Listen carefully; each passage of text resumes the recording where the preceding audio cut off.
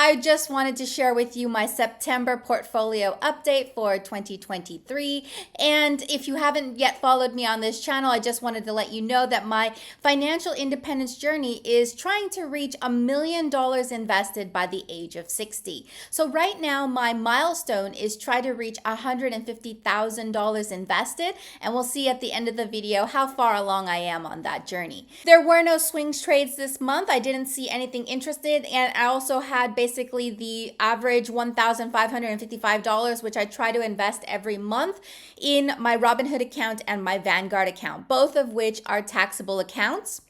I did average into 5 positions, and that included VTI, VOO, QQQM, and SCHD, SCHG. So those are the positions which I have been averaging into. I did average a little bit more into QQQM this month, as the price did go down at one point, and luckily it has gone back up this month. And I'm trying to build up SCHD. Right now I have a small position, but I'm trying to build it up and gradually increase those dividends and to drip, which is to reinvest those dividends so that I can get the dividend snowball going. And I did have dividends this month. I had QQQM for $3.46, and I had AbbVie for $14.80. I did swing trade AbbVie last month, but I did have it for the ex-dividend date, which means I had the dividend this month. Now, before I show you my portfolio, I would like to remind you that this is not financial advice. I am not a financial advisor. This is just one person on the internet sharing with you her financial independence journey, and do not take this as anything but entertainment and sharing the journey. So let's take a rundown of the portfolio. So I am in the Robinhood account, and I'm going to go ahead and show you my portfolio. I'm currently standing at $53,433, which is a little bit up, but I had been up to about $55,000 at some points of the past month or two. So it is a little bit down overall, and I think that has a large part to do with my Bitcoin and my Ethereum positions. Bitcoin has dropped in value a little bit. Let's go ahead and look at QQQM. Right now I have 230 shares for a total of capital gains nearly $5,500. So let's go ahead and take a look. That's about an 18% gain at this time. It had been as high as 6,000, a little bit more than 6,000. It had been as low as around 4,000. So I'm glad that it has recovered. I have purchased a little bit, like I said, when it was down.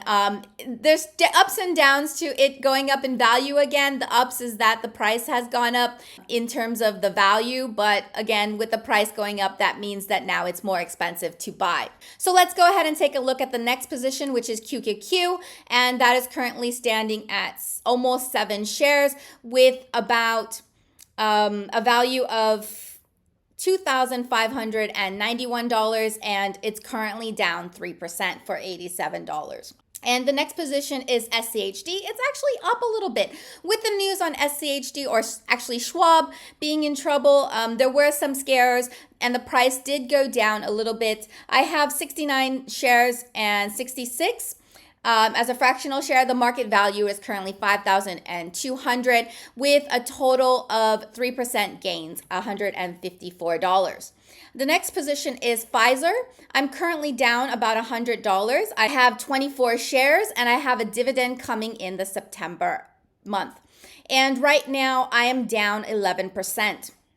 The next position is Microsoft. So Microsoft was down almost $100, but now it's only down it's only down about $42, which is 2.5%, and I'll also be getting a dividend in September from Microsoft.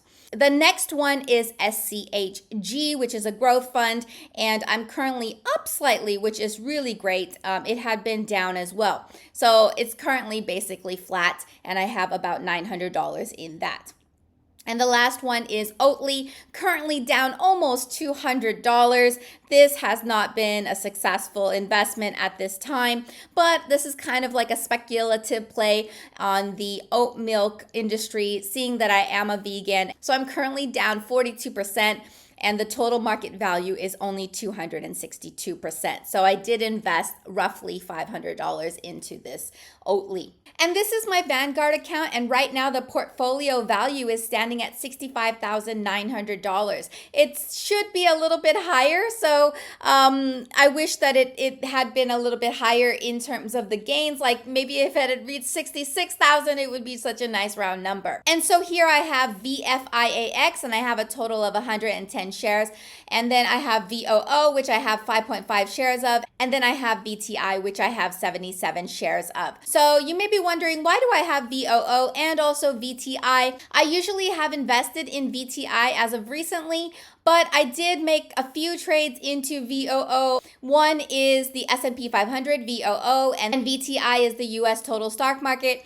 I just think that in case I need to actually close a position, I won't have a wash sale by purchasing a similar ETF or equity. So that is my reasoning there. Okay, and as you can see at the top, I have a total gain in this account of $6,600. So as of the month of September, my total portfolio value is $119,300, which is up $600 from last month. However, it should be a bit more since I did put $1,555 in this month in new money. I think the lower price in Ethereum and Bitcoin has brought my total portfolio value down a little bit.